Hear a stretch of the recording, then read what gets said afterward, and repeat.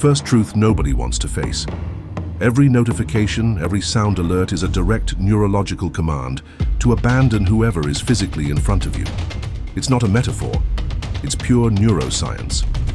When your family member receives a like while you're talking in the car, their nucleus accumbens, the same brain region activated by cocaine, releases instant dopamine. In that microsecond, you cease to exist, not because they chose to ignore you, but because an algorithm hijacked their reward system and turned them into a human version of the lab rats that press levers until they die of exhaustion. But what happens when one of these personalities is fragmented between 47 different apps, monitoring 12 feeds simultaneously, calculating social metrics in real time? The result is devastating. Your family transforms into a group of individuals competing for scarce resources, attention, presence, time, against adversaries who never sleep and never tire. They are influencers, virtual friends, breaking news, viral memes, addictive series, endless podcasts. A psychological war where decades of family intimacy lose out to content designed by teams of behavioral neuroscientists with budgets of millions of reais. Observe your next family meal with clinical eyes. I timed every digital interruption. Your daughter checks Instagram 7 times in 30 minutes. Your husband reads work notifications 4 times. You check WhatsApp 6 times. In a single meal, you abandoned each other 17 times to attend to the demands of strangers. Each glance at the device is a micro-betrayal, a moment where the external world becomes more relevant than the most important people in your life. And the most perverse thing, this happens automatically, unconsciously, like a conditioned reflex that they programmed into you through behavioral modification techniques tested in the laboratory. You are not choosing this, you are being chosen by it. But here's the most brutal part.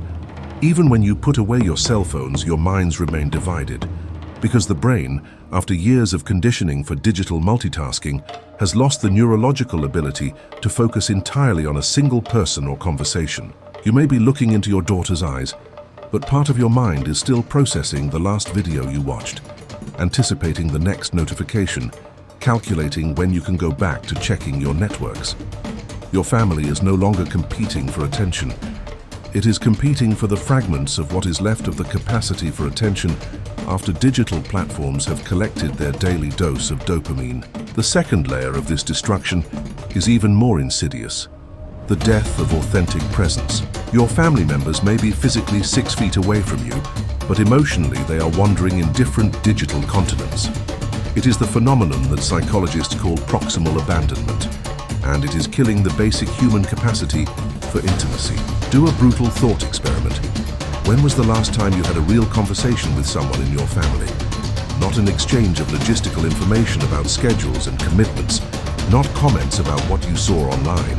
A real conversation where you looked each other in the eyes for more than 10 consecutive seconds, where there were comfortable silences, where someone revealed something genuine about their inner world, where you discovered something new about a person you have known for years. Compare that number with the hours you spent together in the same house, each absorbed in their own screen. The math is devastating, but revealing of our current condition. Schopenhauer had a brilliant metaphor about porcupines trying to warm themselves in the winter. They need to get closer to share heat, but they can't get too close, or they'll hurt each other with their quills. Wisdom lies in finding the precise distance where there is heat without injury. A healthy family is like that, discovering the ideal proximity between intimacy and autonomy. But digital screens have completely corrupted this equation. Now each person carries an invisible and constant barrier of notifications, updates, feeds, messages.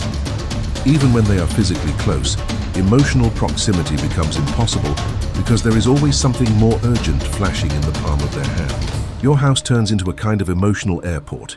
People transit, stop briefly, interact superficially, but no one really arrives.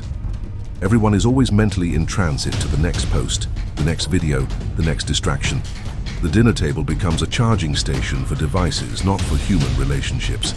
And here lies the most painful paradox of this era. The more digitally connected, the more starved for real attention. Each family member develops a chronic lack of genuine presence, but simultaneously, a growing inability to offer it. It's like dying of thirst, swimming in an ocean of information. The home, which for millennia was humanity's last refuge against the pressures of the external world, ceases to exist as a sanctuary. News, social dramas, comparisons, collective anxieties, media panics, everything invades the space that should be sacred. Your emotions cease to be yours and become conditioned reactions to what you consumed online in the last 4 hours. Dietrich Bonhoeffer, observing the social fragmentation of his time, said something prophetic. Nothing that we despise in another is entirely absent from ourselves. What we are despising in our families, the dispersion, the superficiality, the inability to be present, is exactly what we have become. And what is most frightening, we don't even realize the transformation. Here we arrive at the most diabolical level of digital social engineering. The algorithms not only capture attention, they manufacture family conflicts. And you are paying with your domestic peace for a psychological war that you don't even know you are fighting. Each digital platform operates in the economy of outrage. Content that generates anger, fear, revolt, polarization, or comparison receives exponentially more engagement. More engagement means more time online. More time online means more personal data collected and more targeted ads sold. It's a trillion-dollar business built literally on your emotional instability and the fragmentation of your most intimate relationships. Now visualize this reality. Your teenage daughter wakes up and spends 90 minutes consuming content, algorithmically selected, to make her dissatisfied with her appearance, her family life, her opportunities. Your husband consumes 2 hours of news curated to keep him in a constant state of alert about crises he cannot control. You browse for 45 minutes of feeds showing perfect lives that make your reality seem mediocre and your family seem dysfunctional. When this family gathers for dinner, they are not 3 normal people trying to connect. They are 3 hyperstimulated nervous systems, loaded with artificially induced anxieties, impossible expectations, and unreal comparisons, trying to coexist in the same square meter. Any spark turns into an emotional fire. Nietzsche warned, "Whoever fights monsters should see to it that in the process he does not become a monster." And when you look long into an abyss, the abyss also looks into you. The digital abyss has been looking at your family for a decade, and you are starting to look like it. Impatient, critical, addicted to stimuli, always looking for the next reason to be offended or validated. The nature of family conflicts has changed radically. Before, they were about tangible issues: money, household responsibilities, decisions about children, fundamental values of life. Now they are about interpretations of messages on WhatsApp, response time in family groups, unliked posts, comparisons with other happier families on social media. Empty fights that drain precious emotional energy without solving anything substantive.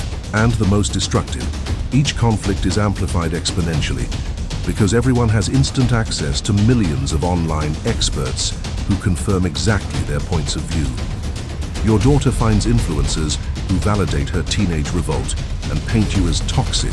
Your husband finds articles that justify his position and prove that you are exaggerating. You discover videos that prove that you are both being immature and you are the only sensible one. No one needs to give in, understand, negotiate, or grow through conflict anymore. The internet always offers an echo chamber that says exactly what you want to hear.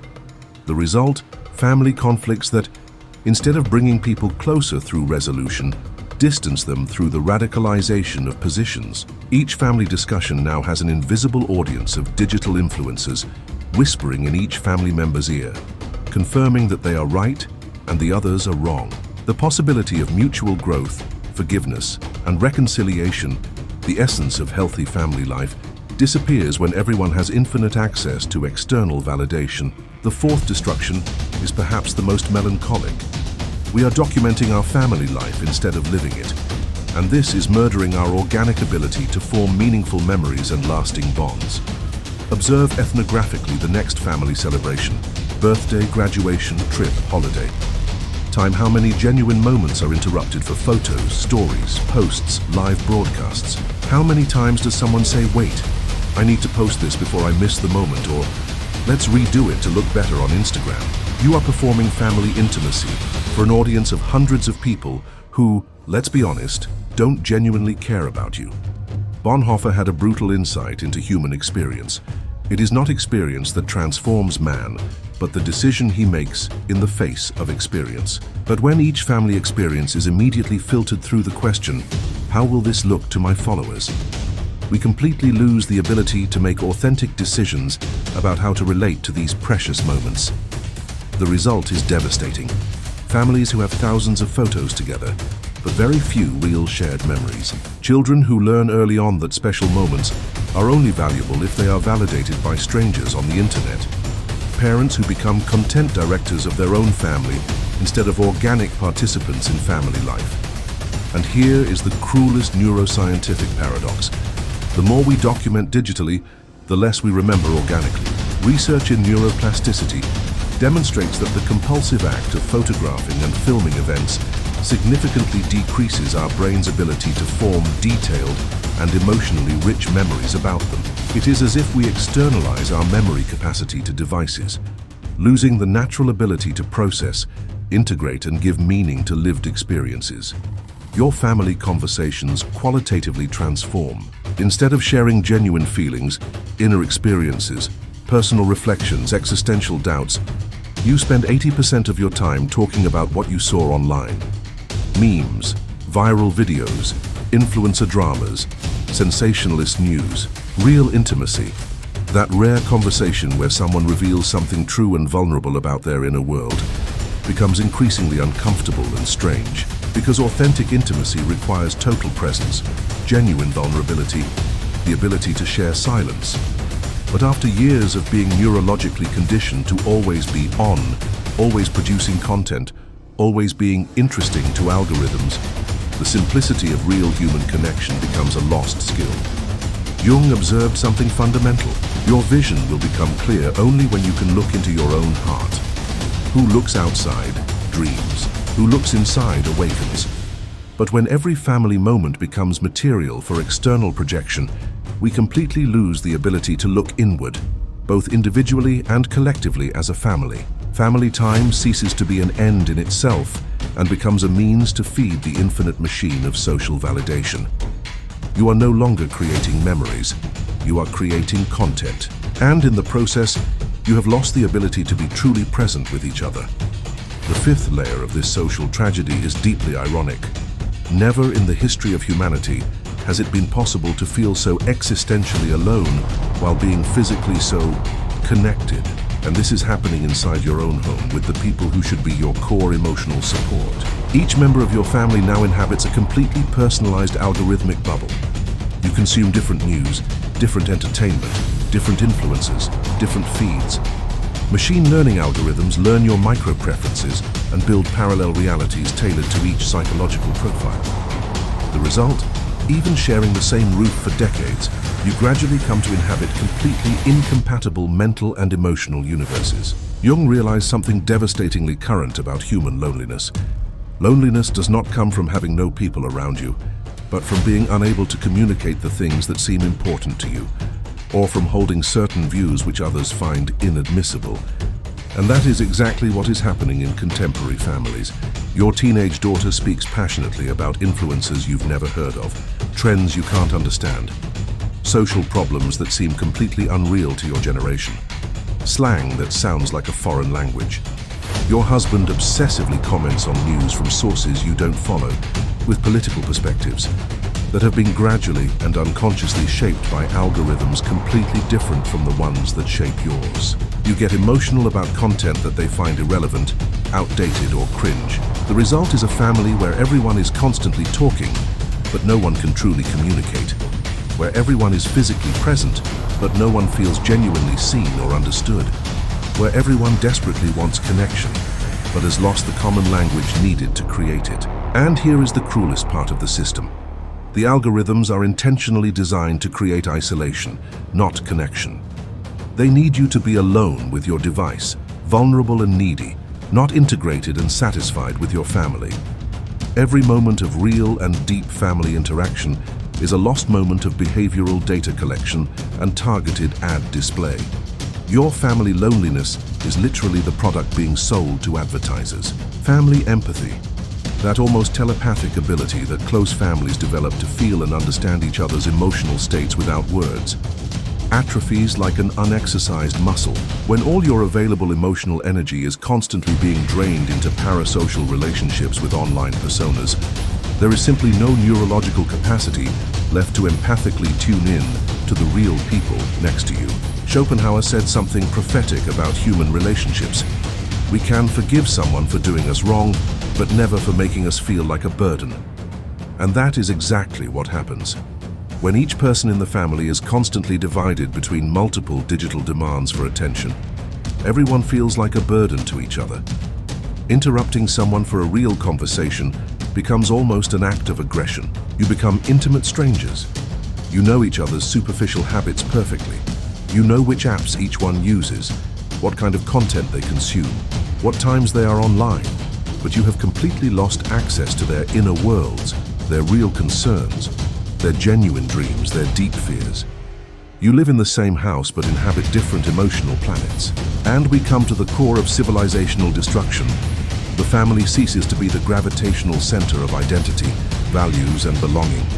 In its place, digital tribes, virtual communities, parasocial influencers emerge, offering an illusion of more intense and less demanding connection than those who share your DNA and your history. This happens because real family relationships are intrinsically complex, require constant emotional work, involve productive conflict, mutual growth, long-term commitment, repeated forgiveness. Digital connections, on the other hand, are scientifically designed to be easy, instantly gratifying, validating, addictive. They offer all the neurological benefits of intimacy: dopamine, oxytocin, a sense of belonging, without any of the costs of real intimacy. Schopenhauer observed something devastatingly relevant. Every person takes the limits of their own field of vision as the limits of the entire world. And personalization algorithms create increasingly narrow, increasingly self-confirming fields of vision. Your real family, with all its complexity, imperfection, and need for mutual growth, begins to seem limited, boring, outdated, even toxic compared to the infinite and perfectly curated possibilities of the internet. What is happening is not simply technological change or cultural evolution.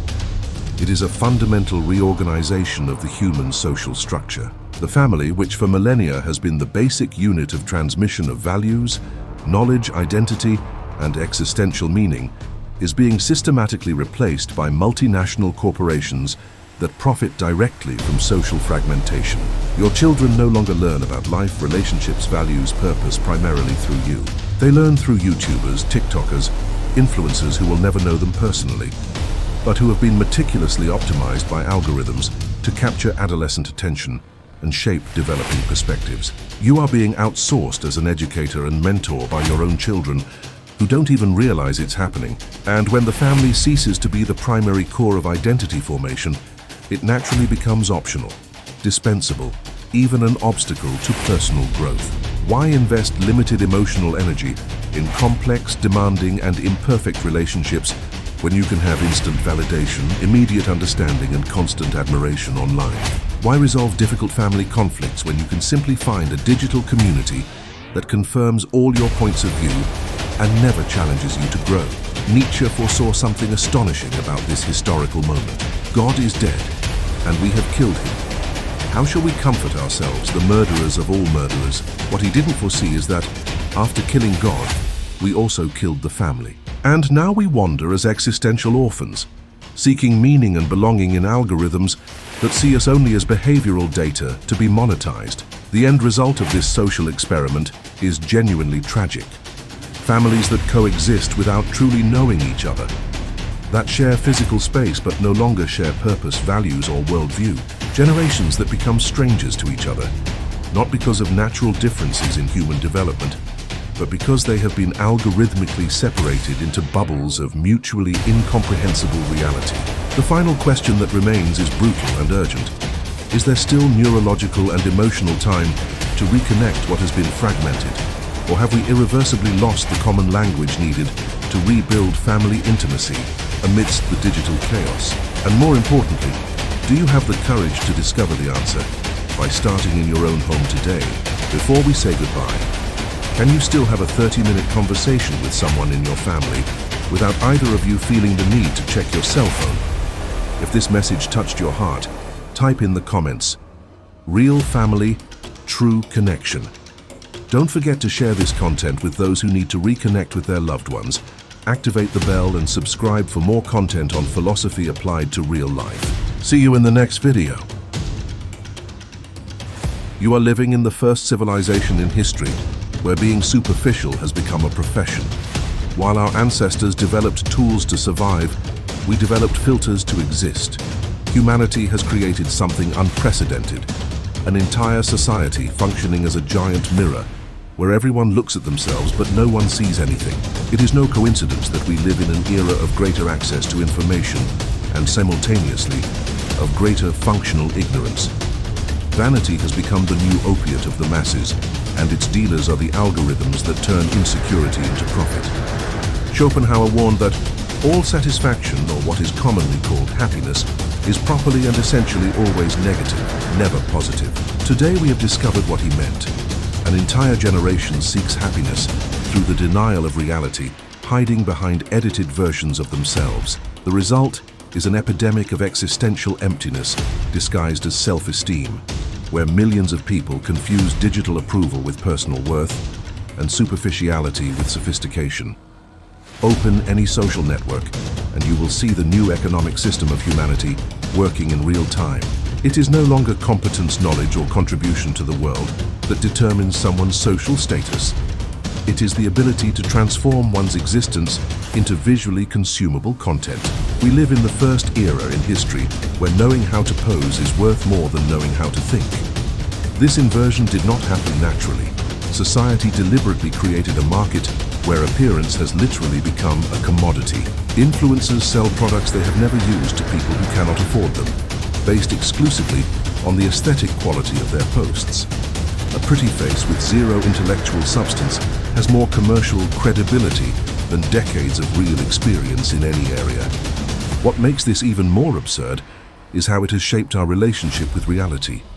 People no longer live moments, they produce content. Every meal needs to be photographed before being consumed. Every trip is planned thinking about the photos it will generate. Every experience is filtered through the question, will this look good on my feed? Real life has become just raw material for digital life. Nietzsche said that vanity is so deeply rooted in the human heart that it is the most difficult of all passions to subdue, but he never imagined that one day it would become a business model. Today, vanity is not only accepted, it is monetized, encouraged, and transformed into social aspiration. 10-year-old children already dream of being influencers, not scientists, doctors, or artists. The economy of appearance has created a complete distortion of human values. Time, energy, and resources that should be invested in personal development, genuine relationships, or meaningful contributions are wasted on an endless performance for an audience that is too busy staging their own performances to actually watch. It's a theater where everyone is an actor and no one is an audience. This new social currency has a particularly perverse characteristic. It creates dependence.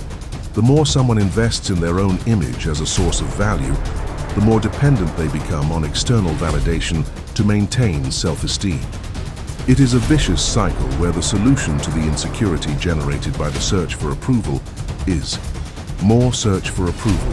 And so an entire society is trapped in an infinite loop of superficiality, unable to break the cycle because it has confused prison with freedom. There is an immutable physical law that governs human consciousness. Mental energy spent on trivialities is energy that is not available for important matters. When someone spends 3 hours a day organizing their digital appearance, that's 3 hours that haven't been invested in reading, reflection, or real intellectual development. Vanity functions like a cognitive black hole that absorbs all available attention. Observe anyone obsessed with their own image. They live in a constant state of aesthetic concern. How do they look now? How do others see them? Did their latest post get the expected engagement? This obsessive mental cycle leaves no room for deep thoughts, philosophical questions, or the development of any real competence. The most tragic thing is that vanity feeds precisely on the insecurity it creates. The more a person seeks validation through appearance, the more aware they become of their imperfections, the more dependent on external approval, the more time they spend trying to correct imaginary flaws. It is a perfect system of intellectual self-sabotage. Dietrich Bonhoeffer observed that superficiality is the curse of our time, and the only salvation is depth. But we live in exactly the opposite. A culture that systematically rewards superficiality and punishes any attempt at depth. Making a literary reference has become pedantry. Demonstrating knowledge has become arrogance. Questioning popular trends has become negativity. The human mind has a limited capacity for conscious processing. When this capacity is constantly directed towards cosmetic concerns, it is simply not available to process complex information, make deep intellectual connections, or develop critical thinking. It's like using a supercomputer exclusively for solitaire. It technically works, but it represents a monumental waste of potential. The practical result is devastating. A generation with access to more information than any other in history, but with less ability to process it meaningfully. They master all the tricks to appear intelligent online. They know which memes to use, which phrases to quote, which positions to adopt to maximize likes. But they can't sustain a deep conversation for more than 5 minutes without checking their cell phone. The irony is brutal. In an era where information has never been so accessible, we have created a functionally ignorant population because all their intellectual energy has been redirected to maintaining a digital image. They know everything about aesthetic trends and nothing about the real world. They know all the available filters and no basic philosophical concepts. They master the art of appearing interesting, but have not developed any genuine interest in anything. The dependence on external validation has created something unprecedented in human history. A generation of voluntary slaves who cannot make a decision without consulting the opinion of complete strangers. Every choice, from the clothes they wear to the opinions they express, is filtered through the question, how will this be received by others? This slavery is particularly insidious because it disguises itself as freedom. People believe they are expressing themselves authentically when they post selfies, when in reality they are just performing carefully edited versions of themselves that have been pre-approved by the social algorithm. Authenticity has become a trademark, calculated to maximize engagement. The process of identity formation has been completely corrupted. Teenagers and young adults who should be discovering who they really are instead discovering who generates the most likes. Personalities are built through engagement metrics instead of genuine self-knowledge. The result is individuals without a core, without a center, completely dependent on external approval to have any sense of identity. The approval of others has become a behavioral drug more addictive than any known chemical substance. Each notification triggers a small dose of dopamine. Each like reinforces the behavior. Each positive comment intensifies the addiction. And like any addiction, it develops tolerance. It takes more and more approval to achieve the same level of temporary satisfaction. Schopenhauer predicted this when he said that reputation is like a shadow. Sometimes it follows us, sometimes it precedes us, sometimes it is larger, sometimes smaller than ourselves. But he never imagined a time where people would literally sell their souls for a digital shadow, where the opinion of strangers would carry more weight than their own conscience. This dictatorship of approval has created completely artificial and unstable personalities, which change according to the trends of the moment. There are no longer solid personal convictions, only performative positions that can be abandoned as soon as they go out of fashion. Personal integrity has become a luxury that few can afford in a society where inconsistency is rewarded as long as it is aesthetically pleasing. The most devastating thing is to observe how this affects real relationships. People who spend hours creating posts about authenticity and self-love are unable to maintain genuine relationships because they are constantly performing even for themselves. They don't know who they are when no one is watching because they never learned to exist outside the gaze of others. The end result is a population of social ghosts, individuals without real substance, completely at the mercy of the oscillations of public opinion, living borrowed lives based on digital personas that not even they believe in, but of which they have become prisoners. We live in the most absurd paradox in human history. We have never had access to so much knowledge, but we have never despised real intelligence so much. Entire libraries fit in anyone's pocket. Complete university courses are available for free online. But millions prefer to use this revolutionary technology to photograph their own face 500 times a day. This reversal of priorities was not accidental. Genuine intelligence requires something that the culture of instant gratification abhors: effort, discipline, time, and above all, tolerance for frustration. It is infinitely easier to post a selfie and receive 200 likes in 5 minutes than to study for 5 hours to understand a complex concept that perhaps no one values socially. Critical thinking has become socially inconvenient because it naturally questions the superficial foundations on which our society is based. A truly intelligent person will question why we spend fortunes on cosmetics while schools close for lack of resources. They will perceive the psychological manipulation behind aesthetic trends. They will see through the digital smoke and identify the existential void that social media tries to mask. Therefore, intelligence has become subversive. It directly threatens the economic system based on compulsive consumption, fueled by insecurity and constant comparison. A truly educated population would not buy unnecessary products to impress people they don't know. They would not spend 8 hours a day on apps specifically designed to create behavioral addiction. They would not confuse appearance with competence, popularity with value, or visibility with importance. The tragedy is that many genuinely intelligent people are being socially forced to hide their intelligence to fit in. Demonstrating knowledge has become pedantry. Making cultural references has become elitism. And questioning the wisdom of the masses has become arrogance. Mediocrity has become not only accepted, but required as proof of humility and accessibility. Nietzsche warned that the individual has always had to struggle to keep from being overwhelmed by the tribe. If you try it, you will be lonely often and sometimes frightened, but no price is too high to pay for the privilege of owning yourself. Today, fewer and fewer people are willing to pay that price, preferring the safety of the aesthetic herd to the solitude of independent thought. The education system doesn't help. Schools and universities, desperate for relevance in an anti-intellectual culture, have begun to gamify learning, turning education into entertainment.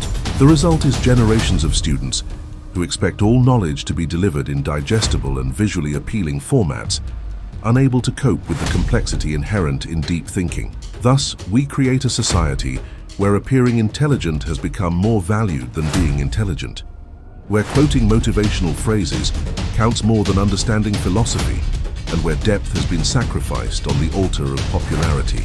Knowledge has become just another aesthetic accessory, used to decorate social profiles instead of transforming lives. There is a reason why all authoritarian regimes in history attacked intellectuals, artists, and thinkers first. People who develop the ability to think critically are inherently dangerous to any system that depends on unreflective conformity. Today we have discovered something even more effective than direct persecution: creating a culture where thinking deeply is less rewarding than appearing interesting. The obsession with appearance is the perfect tool for social control because it operates through what people believe to be personal empowerment. No one feels oppressed when they choose which filter to use or which pose to strike. On the contrary, they feel they are expressing individuality and creativity.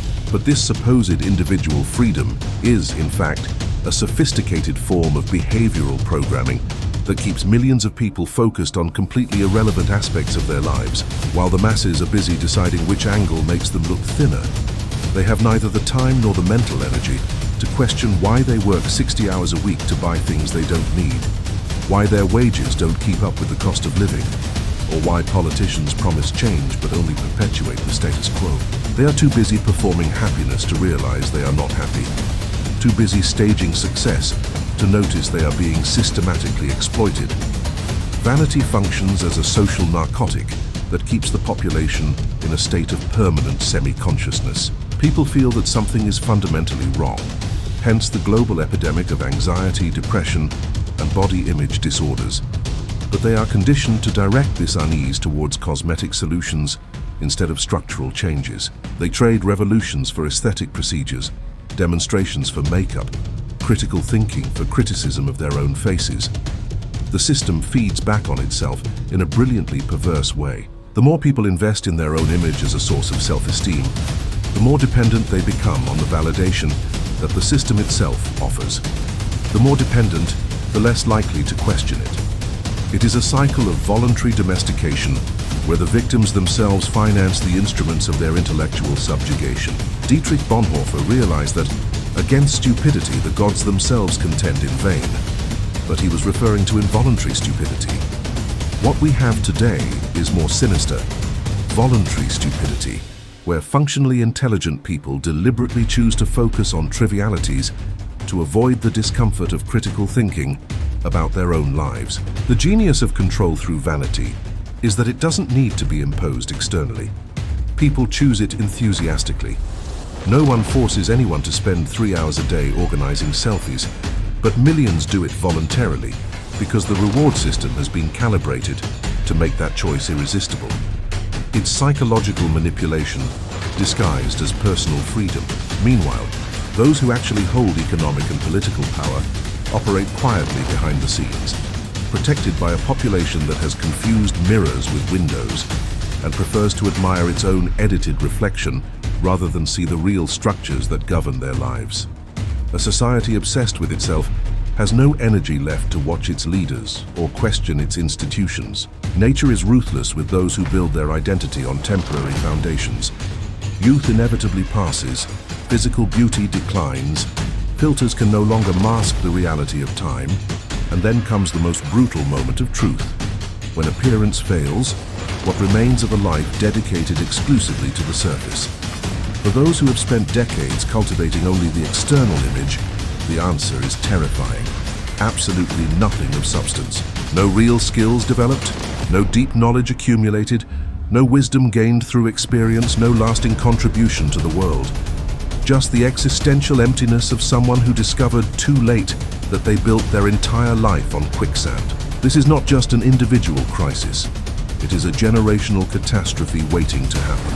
We are creating an entire generation that will face middle age with the existential terror of someone who realized they wasted the most productive and creative years of their life on empty performances for an audience that never really cared. The future depression will not come from the lack of likes, but from the brutal awareness that they never developed anything beyond the ability to appear interesting for a few seconds. Aging becomes an existential tragedy when the only source of self-esteem is linked to physical appearance. Without solid intellectual, spiritual, creative, or relational foundations to support identity, the natural and inevitable decline of the body becomes a total decline of the person.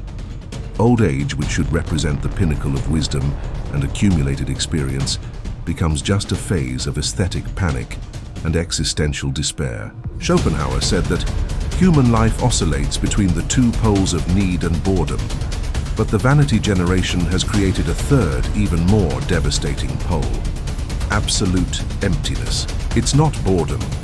Boredom presupposes that there is something potentially interesting available.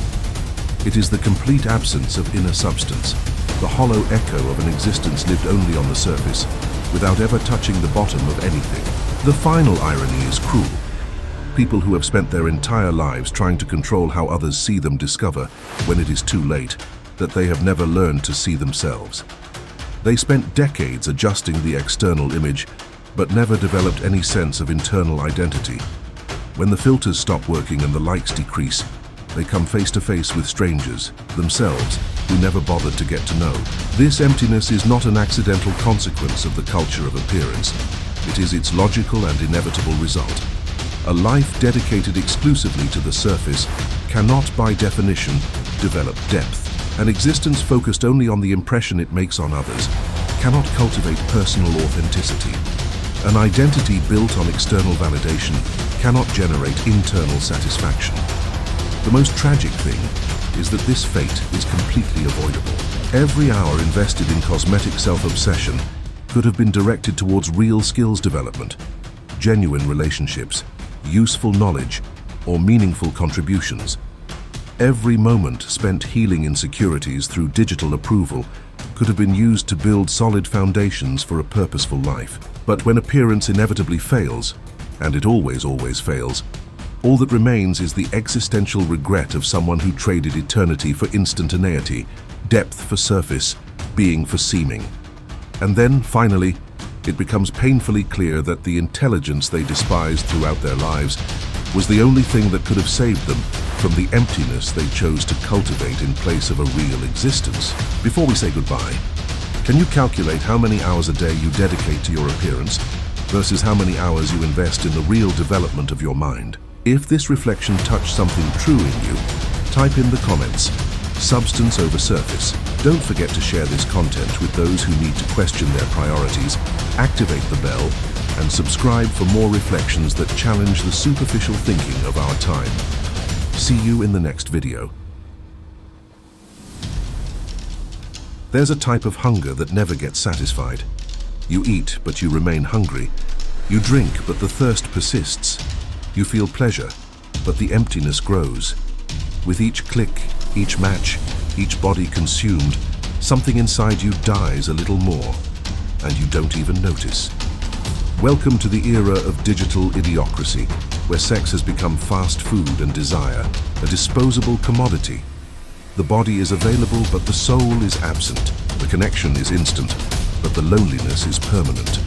And the most brutal part, you think you're living intensely, when in reality, you're just numbing yourself. The question isn't whether you feel pleasure, it's whether you're still capable of feeling anything real. Because when pleasure loses its mystery, it also loses the power to transform you. And what's left? An emptiness disguised as freedom, an invisible prison built by your own hands. Prepare to confront the truth that no one wants to admit. Easy sex hasn't freed you. It has destroyed you. Sex used to demand something from you. Time, effort, vulnerability, risk. There was a ritual, a dance, a mystery that needed to be unraveled. Conquering someone demanded presence, attention, the ability to read between the lines and to truly expose yourself. But that's over.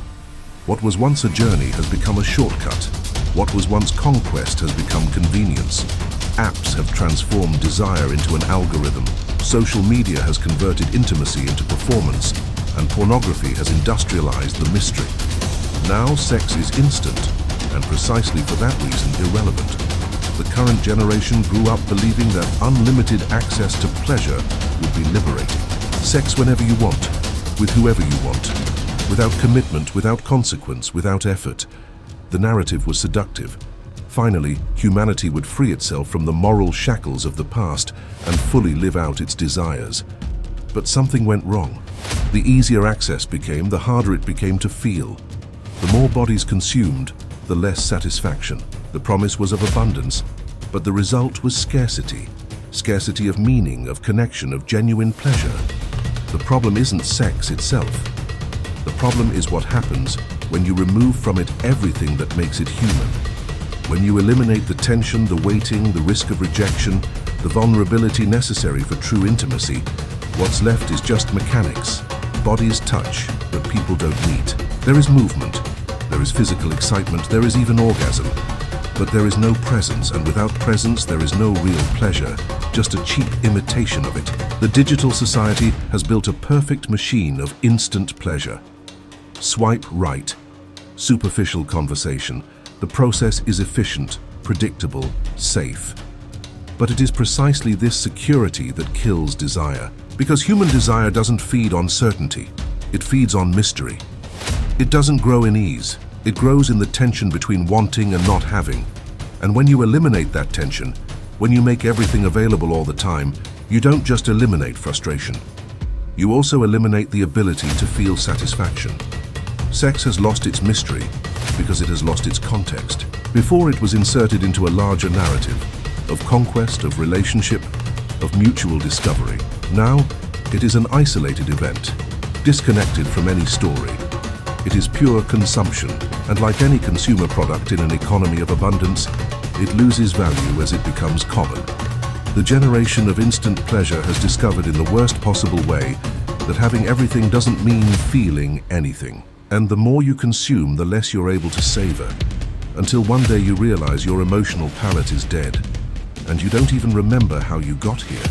There is a brutal difference between using a body and encountering a person. Mechanical sex touches the skin but does not penetrate it. There is physical friction, there is sensory stimulation, there is even superficial pleasure, but there is no encounter. Because a true encounter requires you to be present, not just physically, but emotionally, mentally, spiritually. And presence is precisely what the digital age has destroyed. When sex becomes transactional, when it is reduced to an exchange of physical stimuli without emotional involvement, something essential dies. The mind divorces from the body. You are there, making movements, reacting to sensations, but your consciousness is elsewhere. You perform the act but do not participate in the experience. The body is used as a tool to extract pleasure, but the person inside it remains untouched and untouchable. Deep emotional connection was, historically, the pinnacle of the human sexual experience. It wasn't just about the physical, it was about shared vulnerability, about seeing and being seen, about the risk of completely surrendering to another human being. This type of connection amplified physical pleasure, transforming it into something transcendent. The orgasm was not just a neurochemical discharge, it was a moment of fusion, of temporary dissolution of ego boundaries, of genuine union. But this requires something that digital culture considers old-fashioned: time, the willingness to build intimacy gradually, to reveal layers, to allow the other to truly know you. The culture of instant sex has no room for this. It's too slow, too laborious, too risky. Why invest weeks or months getting to know someone when you can have physical satisfaction in a few hours? The answer is simple, but brutal, because what you gain in efficiency, you lose in depth. Fast sex is like fast food. It kills immediate hunger, but does not nourish. You can consume enormous quantities and continue to be hungry, because what you are consuming has no substance. There are no emotional nutrients, no spiritual vitamins. It's just empty calories that leave you simultaneously satisfied and unsatisfied. The death of emotional connection did not happen because people stopped desiring intimacy. It happened because they developed a fear of it. Real intimacy is risky. It requires you to expose yourself, to show your frailties, to allow yourself to be seen in your entirety, including the parts you would prefer to hide. It's much safer to keep everything superficial. Bodies can touch without souls meeting. You can have sex without running the risk of being truly known. But there is a price.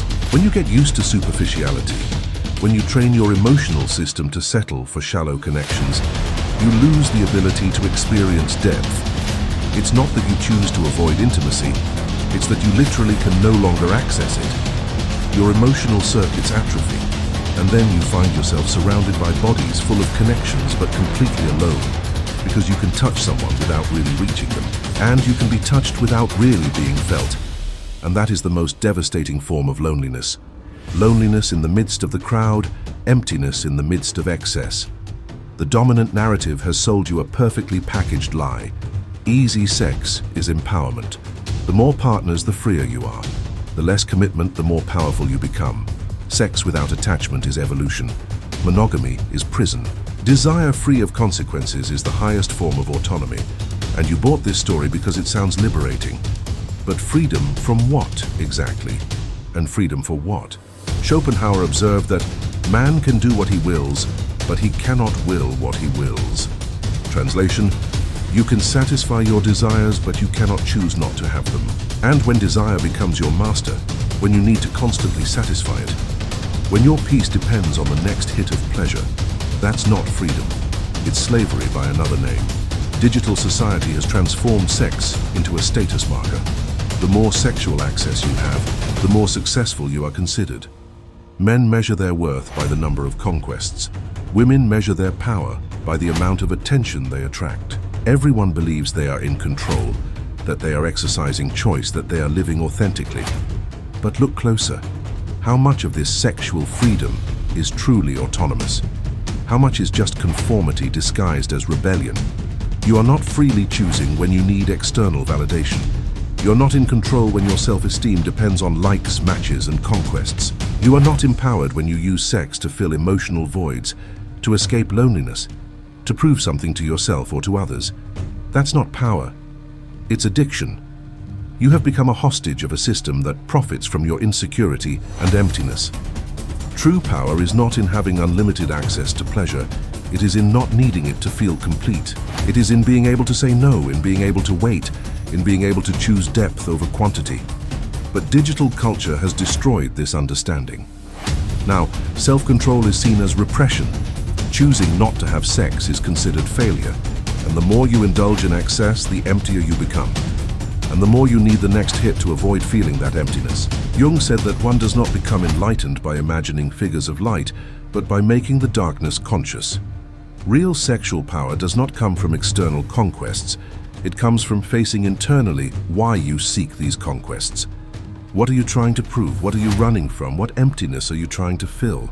These questions are uncomfortable because they reveal a truth that most don't want to see. That easy sex is not an expression of freedom, but a symptom of imprisonment. The illusion is perfect because it looks exactly like what you imagine freedom would be. No commitment, no consequences. But real freedom is not the absence of limits. It is the ability to choose your own limits consciously. And when you hand over that choice to your impulses, when you allow dopamine and social approval to dictate your decisions, you are not exercising freedom. You are being controlled by forces you don't even recognize. And you call it empowerment. Your brain was not designed for the current abundance. It evolved in environments of scarcity, where pleasure was rare and therefore valuable. Every reward had meaning because it was earned with effort. Food after the hunt, sex after prolonged courtship, safety after building shelter. Your brain's reward system was calibrated for this world, a world that no longer exists. Dopamine is the neurotransmitter of desire and anticipation. It doesn't create pleasure itself, it creates the motivation to seek it. It's what makes you want, pursue, conquer. And here's the problem. The easier and more frequent the reward, the more your brain needs it to function normally. It's not a metaphor, it's not an exaggeration, it's pure neuroscience. Your dopamine system becomes desensitized. You need increasingly intense stimuli to feel the same effect. And when the stimulus is not available, you go into withdrawal. The constant pursuit of instant sexual pleasure is literally rewiring your brain. Every match, every photo, every video, every casual encounter triggers dopamine. In the beginning, the reward is intense. Over time, it diminishes. You need more novelty, more intensity, more extreme. Not because you want to, because your brain now demands it just to feel normal. Nietzsche warned, beware that when fighting monsters, you yourself do not become a monster. In the contemporary version, beware of chasing pleasure, lest pleasure become your hunter. When you constantly chase dopamine, you reverse the relationship. You don't control pleasure. Pleasure controls you. Your schedule, your decisions, your mood, your sense of worth. Everything becomes dependent on the next hit. And the most brutal thing is, this process is invisible. You don't notice the change because it's gradual. You don't recognize the addiction because society has normalized the vice. Everyone is doing the same thing. Everyone is in a constant cycle of seeking immediate gratification. How would you identify that you have a problem when the problem is considered standard behavior? Neuroscience shows that dopaminergic overstimulation has devastating consequences. Decreased ability to feel pleasure from natural rewards. Increased anxiety and depression when stimuli are not available. Difficulty concentrating and focusing on tasks that do not offer immediate gratification. Loss of motivation for long-term goals. And a progressive inability to feel genuine satisfaction with anything. You become a perpetual pursuer. Always seeking, never finding, always wanting, never satisfied. Every pleasure is immediately followed by emptiness. Every sexual conquest leaves a taste of inadequacy, and you interpret this as a sign that you need more partners, more intensity, more novelty. When in reality, what you need is the opposite. To stop, recalibrate, allow your reward system to recover, but stopping is unbearable. Because when you stop, when you remove the constant stimuli, you finally feel the emptiness you were masking. And it's terrifying. So you go back to the cycle. Another match, another encounter, another video, another distraction, and the prison closes a little more, inescapable. Built by your own hands, one dopaminergic choice at a time. There is a multi-billion-dollar industry that depends on you feeling insufficient. Their profit is proportional to your emptiness. The more needy you are, the more insecure, the more disconnected, the more valuable you are as a consumer. And easy sex is not liberation. It's a product. You are not the customer. You are the commodity. Dating apps don't exist for you to find connection. They exist to keep you engaged, returning, paying for premium features that promise to increase your chances. Social networks don't exist for you to express yourself. They exist to monetize your attention and your data. Pornography doesn't exist to satisfy you. It exists to condition you to increasingly extreme patterns that ensure you come back. Everything is designed to create addiction. The artificial desire economy works like this. First, insecurity is created. You see perfect bodies, seemingly perfect lives, people seemingly having better and more frequent sex than you. You feel inadequate. Second, the solution is offered. Consume our product, and you can have that too. Third, the product never really satisfies. It just keeps you in the cycle of desire and consumption, and you keep coming back because you believe the problem is you, not the system. Your profile is carefully curated to attract maximum attention. You choose photos, write bios, perform an optimized version of yourself. You become a product in the sexual marketplace, and you judge other products by the same superficial criteria. Signs of success. Everything that can be assessed in 3 seconds of swiping. The real person behind the profile is irrelevant. What matters is the packaging. And the more you participate in this market, the more you internalize its rules. You start to see yourself as a commodity. Your value is in your appearance, in your ability to attract attention, in your success in conquering sexual partners. You optimize, perform, compete. And the more success you have in this game, the more hollow you become. Because you are being validated by your shell, not by your substance. Bonhoeffer wrote, "We must not judge God by the world, but judge the world by God." Translating to the secular, we must not judge our humanity by the standards of the market, but judge the market by the standards of humanity. What is genuinely human? Deep connection, authentic vulnerability, intimacy built on mutual knowledge. The digital sexual marketplace offers none of this because none of this can be efficiently monetized. Loneliness is the fuel of this economy. People who are connected, emotionally satisfied, with deep relationships, these people consume less. They don't need constant external validation. They don't spend hours on apps and social networks. They are not vulnerable to ads that promise to solve emotional needs. But lonely, insecure, disconnected people, these are ideal consumers. And the system is perfectly designed to keep you exactly in that state. You think you are choosing freely. You think you are using the platforms. But they were designed by behavioral psychologists and neuroscientists to hack your vulnerabilities. Every feature, every notification, every metric of popularity, all calculated to maximize engagement. You are not the user. You are the used. And you call this sexual freedom. The silence after casual sex is deafening. The excitement has dissipated. The brain chemicals are returning to baseline. And you are there, next to a stranger, or alone again after the person leaves, and you feel. Or worse, you feel the crushing weight of the emptiness you were trying to escape. The pleasure distracted you temporarily, but didn't fill anything, and now the hole seems bigger. This is the moment of truth that few admit. Because admitting it means recognizing that the whole narrative was wrong, that sex without depth is not liberating, it is numbing, that pleasure without meaning is not pleasure, it is distraction, and that you have built your identity and your choices on a comfortable lie that finally proves unsustainable. There is a brutal difference between pleasure and satisfaction. Pleasure is the momentary peak of stimulation. Satisfaction is the lasting feeling of fulfillment. You can have intense pleasure and zero satisfaction. In fact, that's exactly what happens with repetitive casual sex. Physical pleasure may even be present, but emotional satisfaction is absent. And without satisfaction, pleasure becomes just another addiction, something you compulsively seek, but that never really fills you. The emptiness after pleasure is information. It's your emotional system telling you that something is fundamentally wrong, that you are looking in the wrong place. That quantity does not replace quality. That novelty does not replace depth. But most interpret this signal wrongly.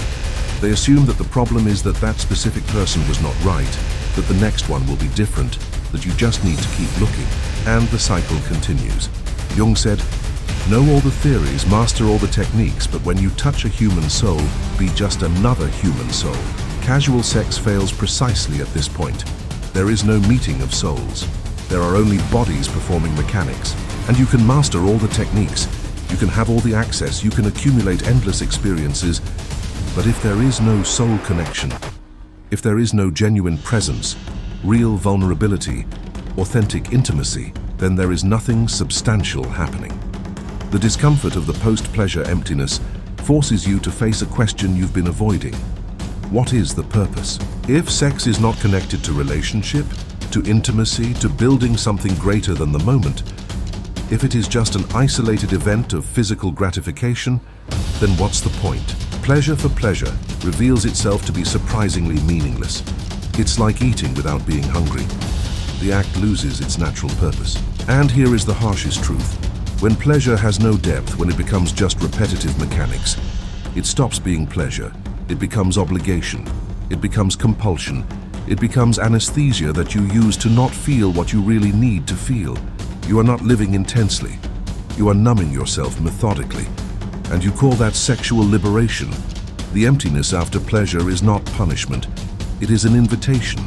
It is calling you to something deeper, more real, more human. It is telling you that you were made for more than superficial consumption, that your desire is a portal to genuine connection, not a substitute for it. But listening to this invitation requires courage, because it means admitting that you were wrong, that you pursued the wrong thing, that you need to fundamentally change your relationship with sex, pleasure, and intimacy. And it's easier to ignore, seek the next distraction, maintain the cycle, until the emptiness becomes so unbearable that you finally have no choice but to stop and ask, what do I really want? And why is nothing I've been doing getting me closer to it? Before we say goodbye, do you have the courage to stop for a week and observe what you feel when the constant stimuli are no longer there? If this message touched something real in you, type in the comments, conscious emptiness. Don't forget to share this content with those who need to face the brutal truth about pleasure and purpose. Activate the bell and subscribe for more philosophy that confronts, not comforts. See you in the next video.